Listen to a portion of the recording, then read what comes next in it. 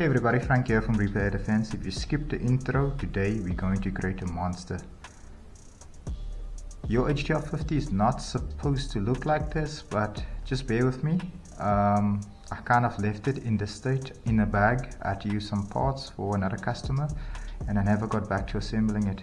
But I think this is a golden opportunity for us to just go through how everything works and how to create your own monster. So with that being said, there's a few items that we will need before we get started.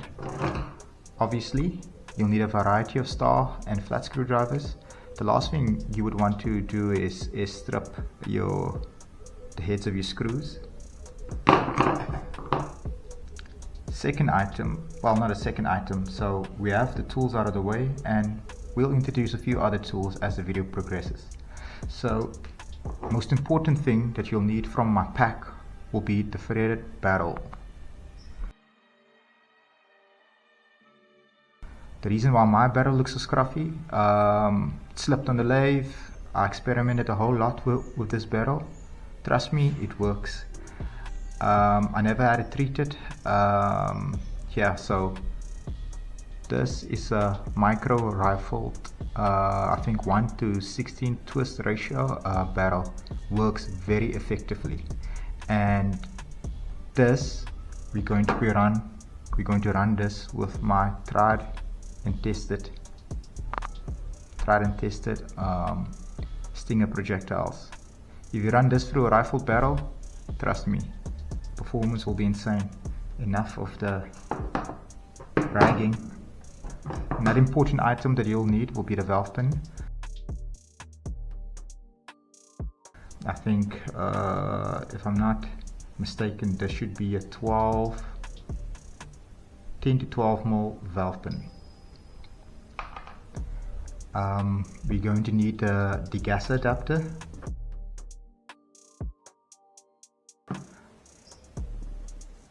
With O-ring. So how this works, the screws in here, which I will probably lock tight, and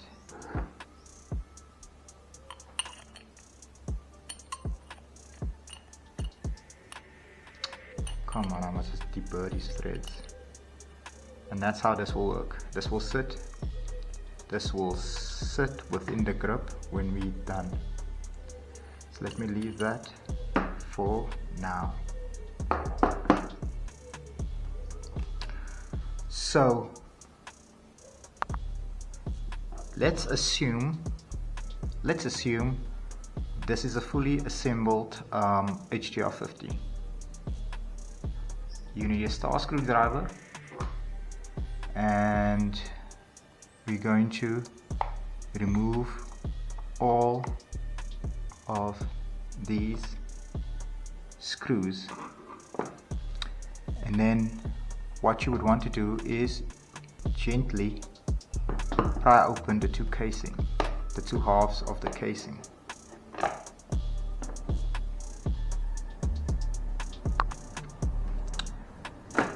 What I like to do is I like to keep all of my screws in their proper location when removing the two halves. So let's just set this one aside for later.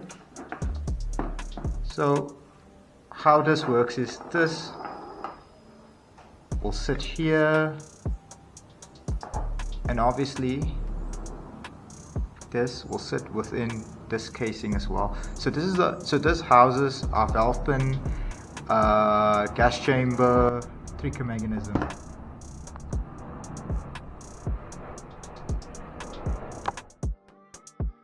Apologies, I had to pause it at that specific moment. Saturday is quite busy for low-flying Boeings across the residential area. But as I said, so when you remove it, this will be assembled to this, and this houses the valve pin, spring, barrel, majority, trigger mechanism. So let's start here. Get out my star.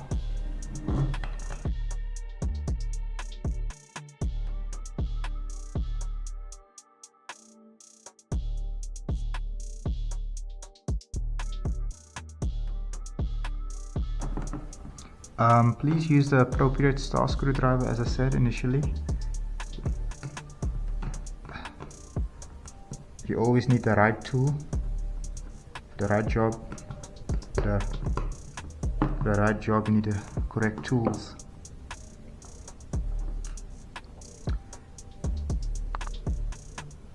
Okay, so let me get, so now what we would want to do is gently pry this flat. And yeah, let me try and do it from this side.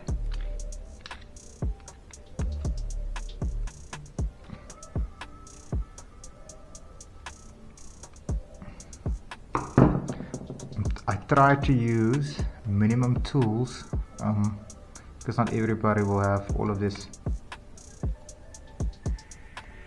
fancy tools to pry open a casing, so that's why I'm using flat. So just yeah, use it at your own risk. Okay, I know this looks very intimidating, but trust me, it's very easy once you understand it. Okay, so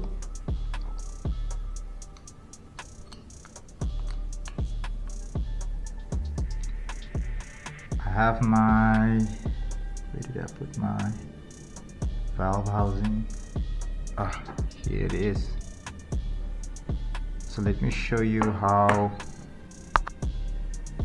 disassembly goes together.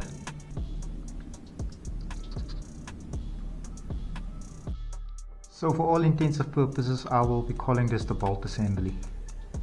So please note, when you remove this, the bolt assembly, the spring will be compressed, so yeah, just be wary. So what you need to do before you remove this, just keep your eye out for this guy.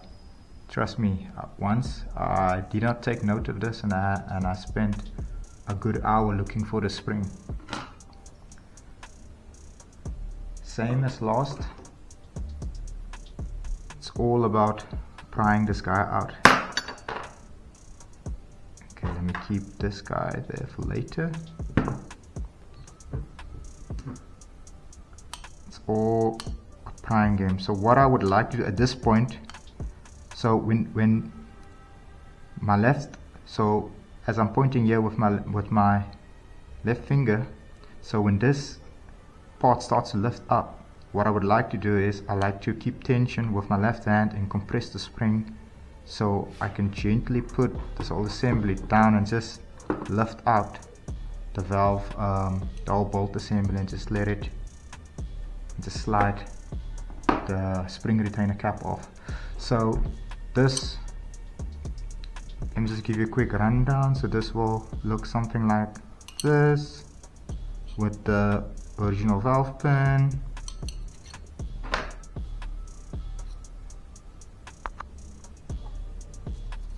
So this is what it's going to look like.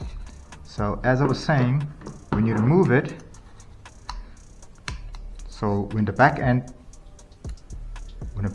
starts to lift out from its locating pins, you can either pull out the entire assembly, or you can just gradually release spring tension and back the bolt assembly out like this. Since we're here, I believe in stock format we can get more joules out of the HDR50, and I think this can be achieved with this.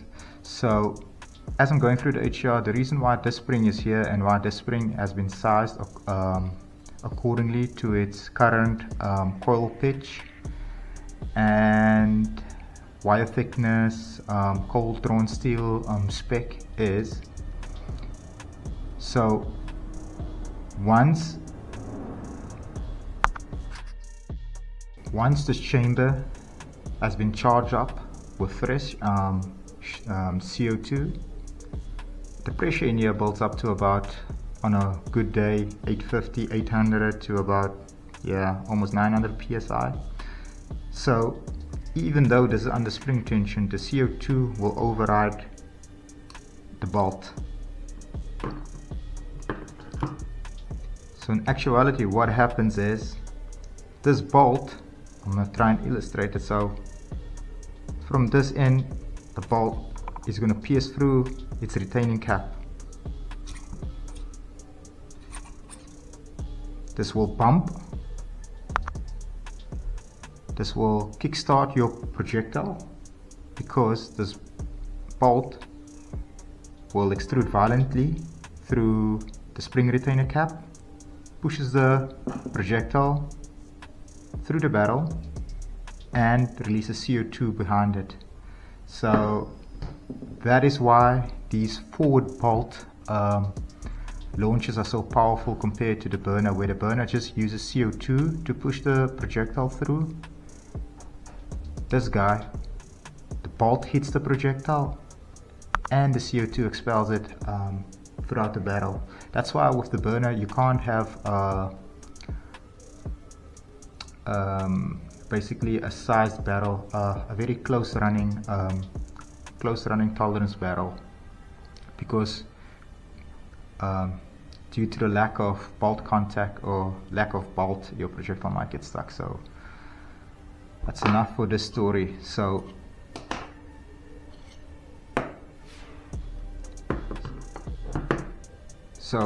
as you can see, of my, I don't know what to call this, but this will form part of the bolt.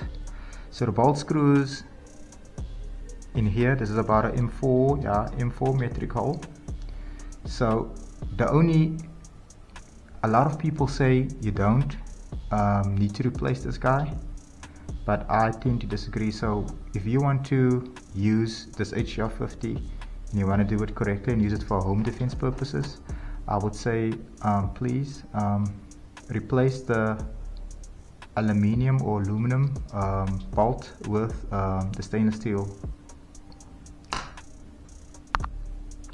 A reason for stainless steel as well, stainless steel is not a good conductor, so with Ali, the more you use it, there might be a possibility of, since Ali is a good conductor of temp, the gun might, well not the gun, the launcher, but the valve pin might shrink slightly and cause all kinds of the gun will cool down quicker than compared to stainless steel.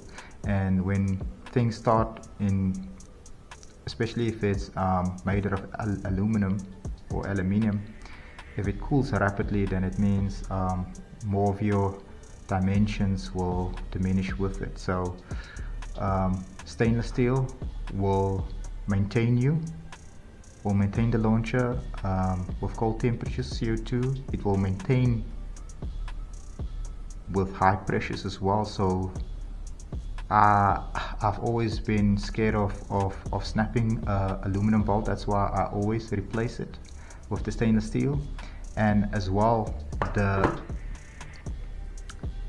benefit of having the short bolt is you don't have to, so the shortened bolt also extends your valve opening time. So the shorter your valve pin is, which there is a limit, otherwise it's not going to engage with the heat core O-ring. The moment you depress the trigger and your bolt assembly is free to do its thing, there's going to be X amount of time where it disengages with the bolt, expel CO2, and as soon as the internal temperatures drop, spring tension will override it and the bolt will return back. Now that time from A to B is significantly lengthened with a shorter bolt. So now with a longer, with the stock, I think stock 18 or 18 millimeter valve pin, you've got a shorter time where you are essentially expelling CO2. So if you ask me to recap, longer CO2 expulsion time, it can run higher PSI, and then the cool down effect on the stainless steel bolt is not as severe as on the aluminum bolt. So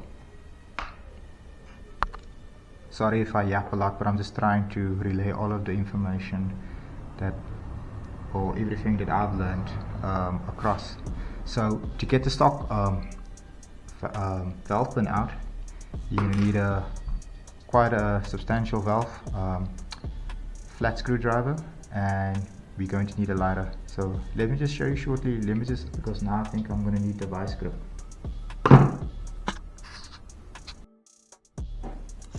Got the vice grip, and I looked for some sandpaper. I don't want to damage this bolt assembly, so basically I'll just wrap it around like this. Still have a long way to go.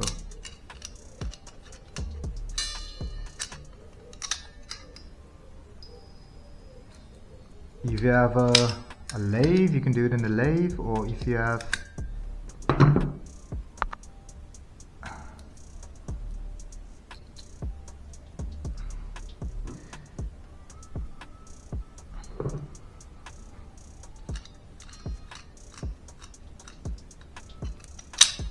to adjust this all the way down. And then I'm not gonna be gorilla tightening this assembly. I just want it snug in there, so I'm gonna release some tension.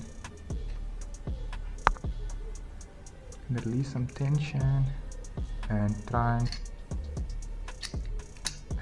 grip it. I think that's good enough.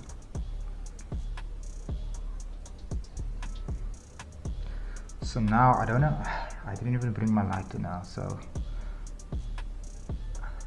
what you're gonna do is, let's just pretend I have a lighter. So you're gonna heat up this area here.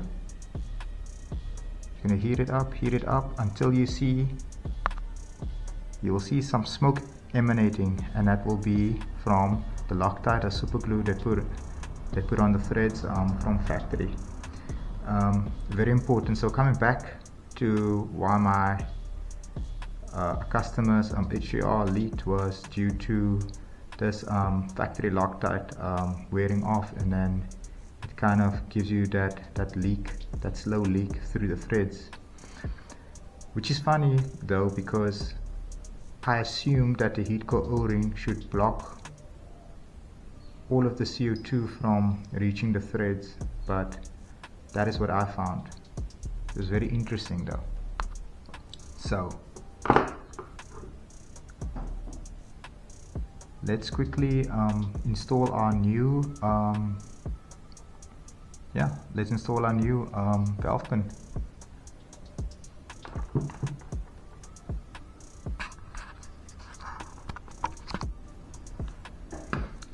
Okay, so if you're in a hurry, you can either Loctite it or use Loctite Power Gel Flex.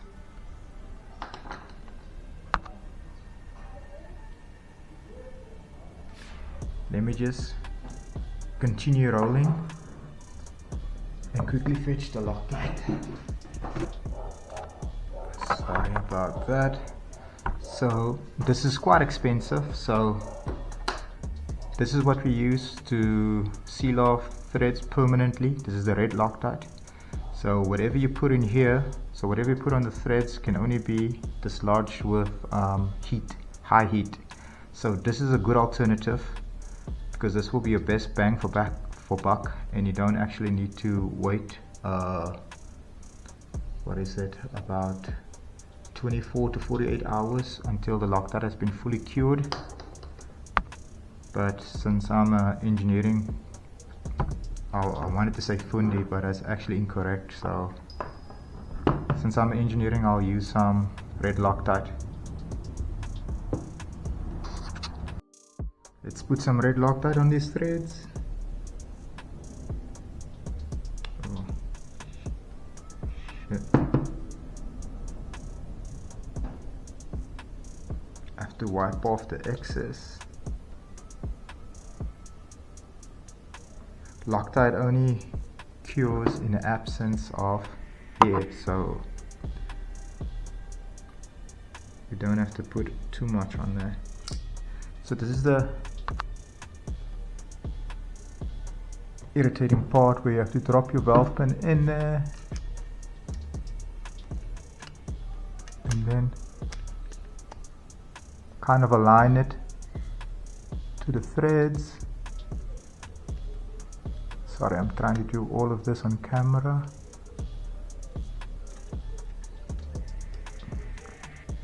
So I've got my valve pin in there. I give it a good nut. So as you can see, let me remove.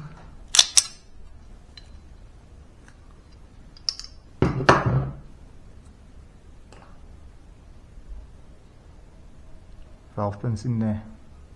Good. So we just have to remind ourselves that I will let mine settle for 48 hours and then check it. So now we've got our valve pin assembled. Another thing I like to do, obviously before you install your valve pin, make sure that your tolerances are spot on. Your valve pin needs to be at least, the OD of it needs to be about 6.1. It's a good fit. That's a good fit. That's the valve pin. Last thing to do is you're going to need some lube, some silicone based marker oil. The best thing you can use is some marker oil, or what I get. Me personally, I've got a big bottle of marker oil. I put it in these small vape juice bottles. It's easier for me to maneuver. And I'll just put a little bit, and that's it. Spin it like that, get it all lubed up, and that's it. One adapter that I forgot to mention in the beginning of the video, we're gonna need our inline adapter. This will also be included in our pack. So this is our inline HPA. We're going to be running HPA on this variant. So please have this on standby. So one thing I unfortunately didn't have, O-ring. So I didn't have an O-ring which is the same size as the degasser. So I took the O-ring off the degasser and I put it on my adapter because I have a red Loctite. So what I'll end up doing is just red Loctite the threads in. Yes, red Loctites will seal off all the gaps, and I've successfully ran it with 1100 psi running through the launcher with no leaks. So this is what I'm going to do. If you want to do it otherwise, then please get the same O-ring and then attach that to your inline adapter and degasser. Before we install this to your bolt assembly, let's get back to our, you can use some Pel gun as well on the O-rings unless somebody says otherwise. I'm just going to use some, oh God.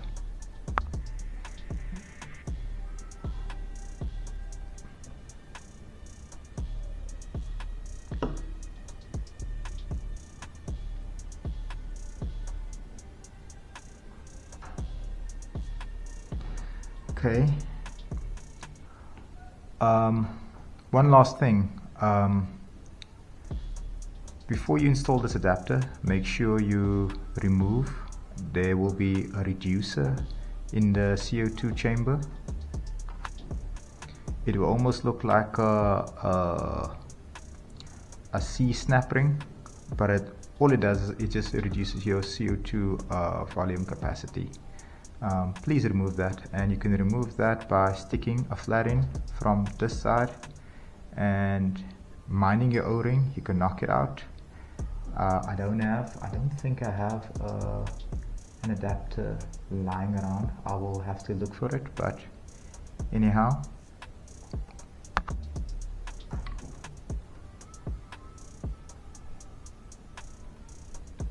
trying to cross thread. I haven't checked out this adapter yet. I've made it such a long time ago.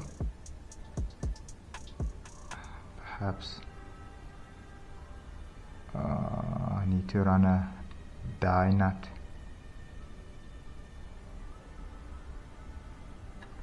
Yeah. Okay. There it takes. Probably a small burr.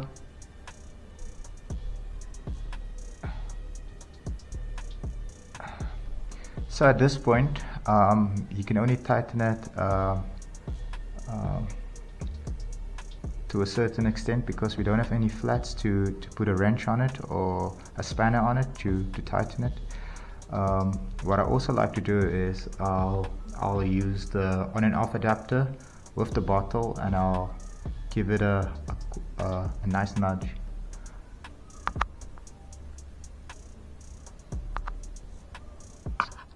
Adapter, so this is basically what you do. Screw it in there.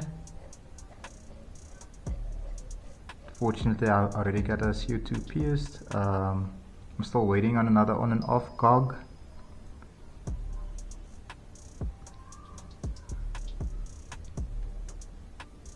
As you can see, you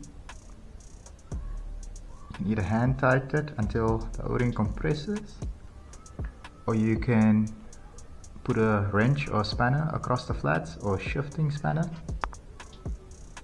and torque the guy down for good. So if you keep your on and off adapter O-ring lubed up all the time, so when you release it, after tightening this guy the right way, the adapter will stay. There's your bottle, or in our case 25 gram CO2 adapter. So now we know our valve pin, a new valve pin has been installed, and we've either used Loctite. In my case, I've used Loctite. You can use some power flex gel. Please read the instructions before using.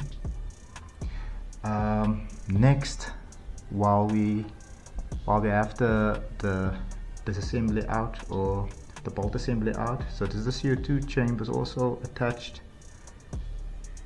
So what we're going to do is we're going to solder this adapter. As I've mentioned, I'm going to be using Loctite, and please have the proper O-ring. So you need an O-ring, I think it's a OD20. It's a OD 20.5 O-ring times 3 thick, but these details will be included in the pack. I'm just trying to go off memory. So this is my first HDR50 tinkering I've done in a long time, since probably, I think since December holidays.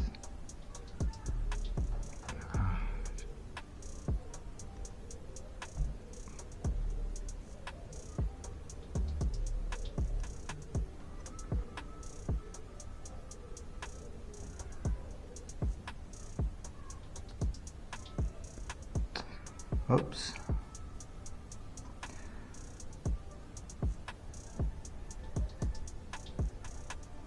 Seems like this guy's been damaged, this O-ring.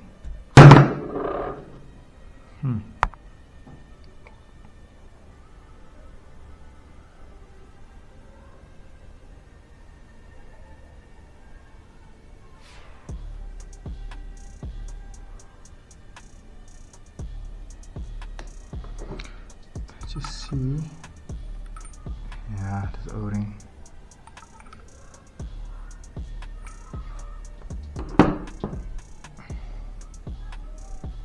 Just quickly take a small flat and let me just quickly pause this. Okay, so this is the reason why I was struggling with my O-ring. So it seems like I cut my groove a little bit under. So the show must go on, so must continue. So At a later stage, I'll just have to open up this groove and get a new O-ring. So we'll just continue. Yep, undersized. So I'll Loctite this up later. So if you have the proper O-ring and your groove is 100% and you've got the O-ring for your degasser, or you want to Loctite it in, you're going to need some external circular pliers. So you can locate these two notches, put it in there. So currently in this format you have nowhere to grip, same as the CO2 adapter. So what we do is, if you did put some Loctite on here or the O-ring, then you put it in the CO2 assembly, and then, but be careful, you don't want to tighten it too much, just until where it stops, and you use and tighten it and then leave it. So now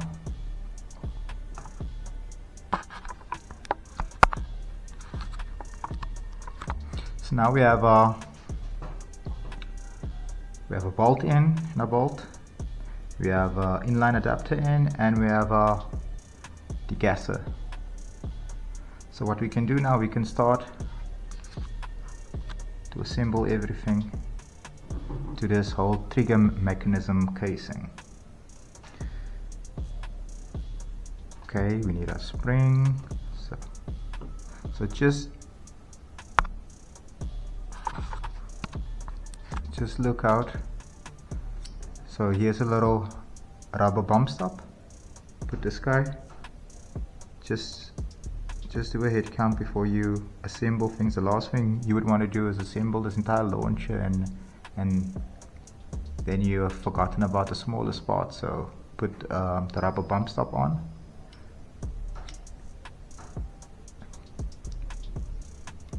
Spring. There's my retainer, spring retainer. Here comes the fun part. What you would want to do is clip the spring retainer in, but not all the way. Push the bolt down. Okay, let me just try and get this on camera. Okay, all of you, yeah, there we go.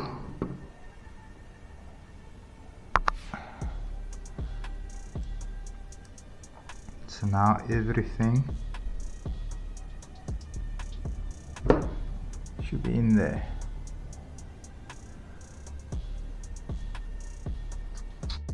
So as mentioned, I haven't done this in a minute.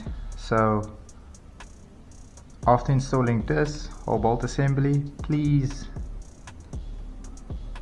take note of this orientation of the small spring. It's hooked in here with a smaller leg, and the larger leg is hooked in this corner here. So this will actuate. So where's my trigger? So let me put my trigger mechanism in here. Let me just adjust my angle a little bit. So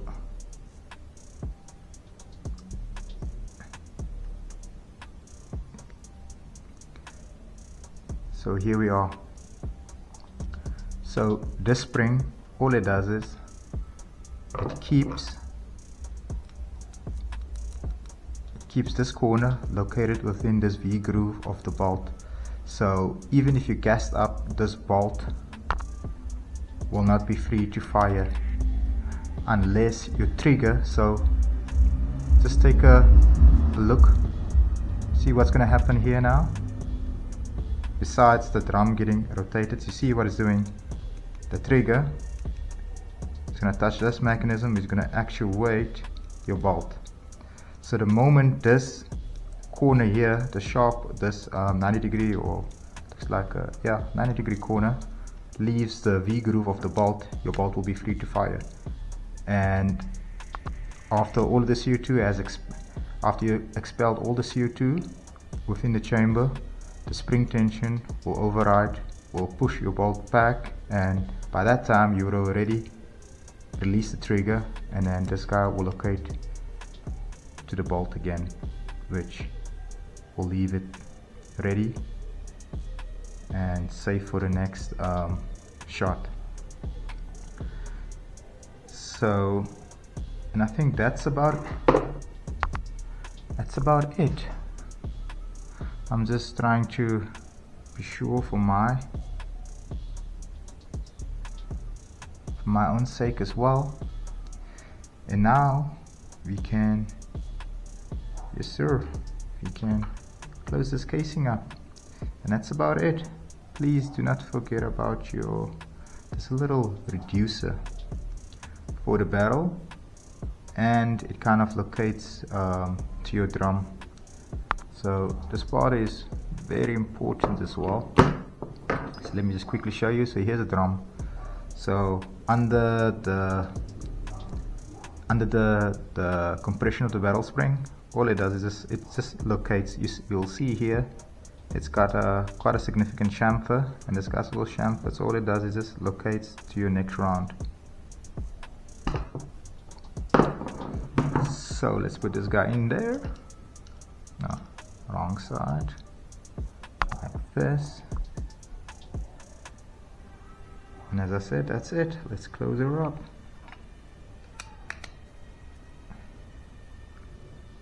Let's close her up. Put this guy down. Now let's tighten everything down.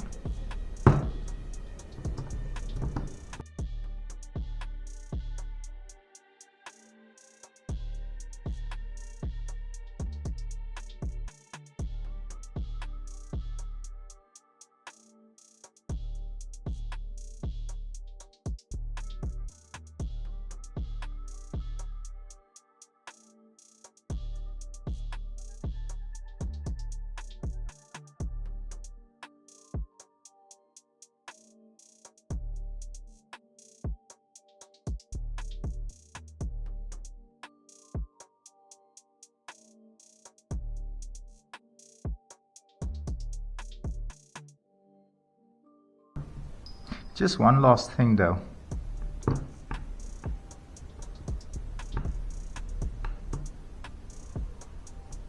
There'll be a restrictor like this, and it will be located within your CO2, well, into your CO2 compartment or grip within this assembly, right about here. So please remove it if you're going to use any inline adapter, HBA or CO2. Please remove this adapter, and you can do so by simply sticking in a flat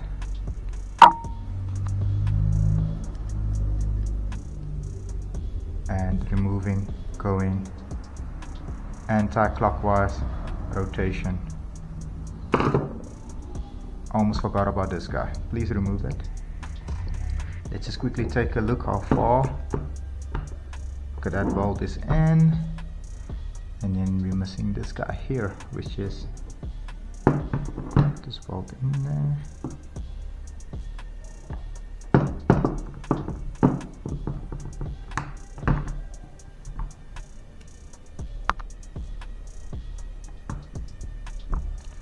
To be honest, it's quite boring making this long format clips, but I'm trying to be as informative as possible to just relay everything I've learned across to you guys.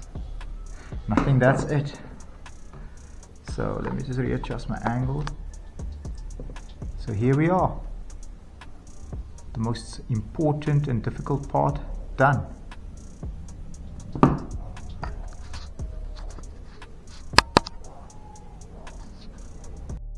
So now that we have the whole basically we've got our whole HDR assembled. So all we need to do now is fit this within the casing, fit the barrel and barrel release pin, and tighten up this bad boy. So before we do this, because we've added the inline adapter, as you can see we have no opening for it. You can try and locate it, you can try and close, but as you can see,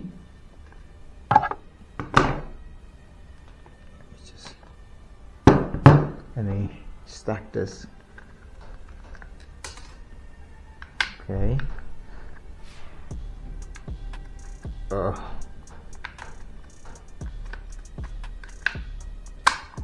Okay, there we go. As you can see, this hole is probably just large enough for our degasser pin to pop out, and this is normally the place where, if you're done using your launcher, you can just depress that little pin, which is your degasser, and degas the whole system. So now we need to get that out to about diameter 14, and usually I use a grinding tool, but I think today we need to give the step drills a try. I hope these work, I hope. And what I'll also be doing is I'll be using a vice grip, or if I have I don't believe so, I have my two mini G clamps here. I should be still at work, but just to add some pressure here while we open up this hole.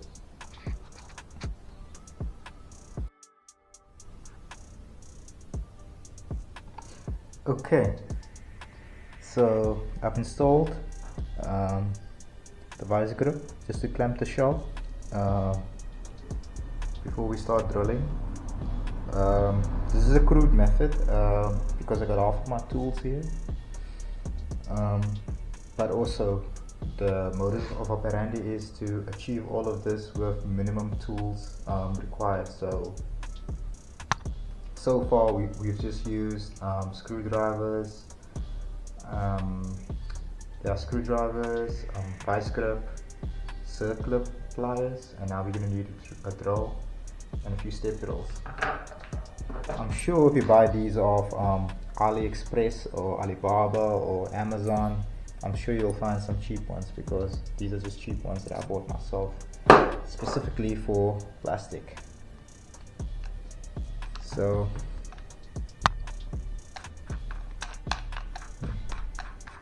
I don't have a cordless drill, so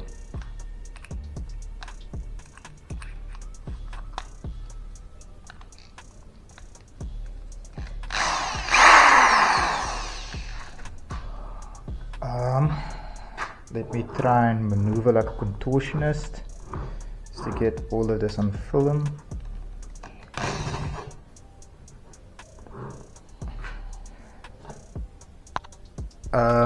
Freehand drilling, yeah, I'm an expert, kind of. Just try to align your shank of your step drill or your drill according to the body of whatever you're drilling. See that? There we go.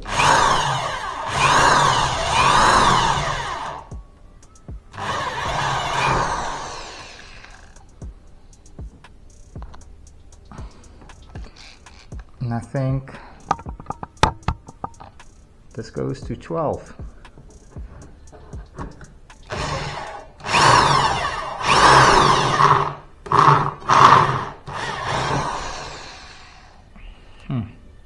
So now we just need to move our step drill farther away from the chuck, because the chuck was rubbing on the body of the HDR.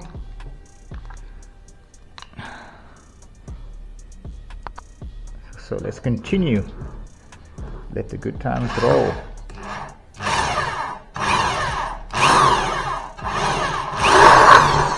And that's it. That was diameter 12. So we need about maybe go to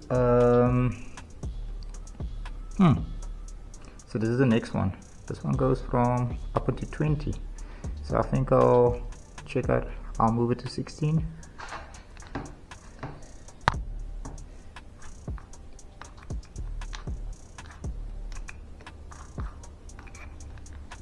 Sorry, it's a little bit awkward to get this on the camera. Right, now for the final size.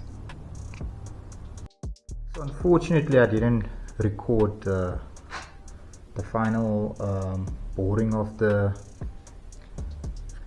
this hole that we're trying to get our adapter to stick through. So, but as you can see, when you do clamp it, that's good. So what I'll do, I'll just remove this casing again. Let me just remove it, and let me just get a sharp blade. I haven't used my standard blade in a while, so I hope it's sharp. So all we do is just use your blade, you just use a sharp edge and just deburr. So let's just quickly finish off this assembly. Now that fits beautifully. That fits beautifully. Okay, so now what we're going to need, we're going to need this part, magazine release lever, you're going to need that spring,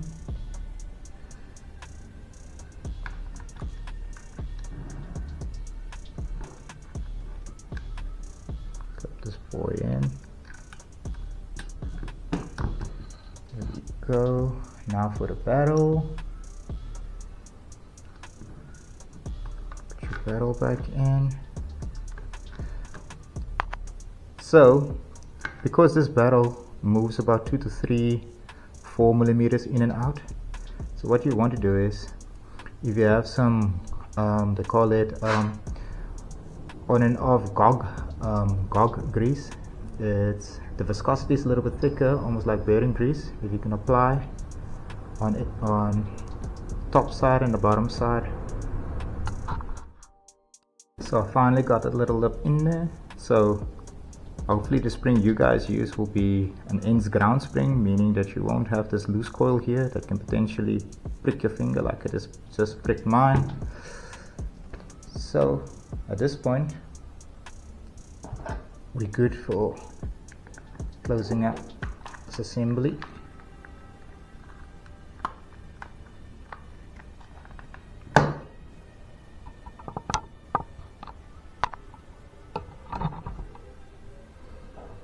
Now it's time for us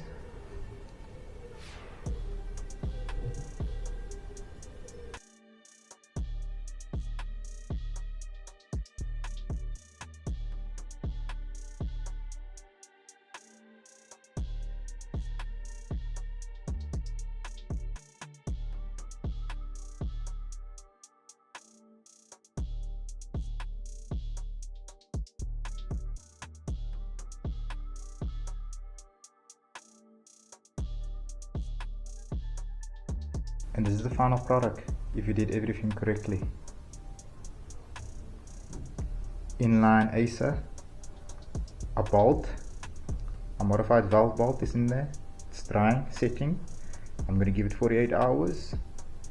I have to fix my O-ring problem, but just check how it looks with the degasser in the grip. Can't see it, but once a spin pops out it will protrude. Nice. Now to check if everything is functioning, I have my magazine full of Reaper Stinger slugs. Trigger will be a little bit harder due to the spring. Perfect.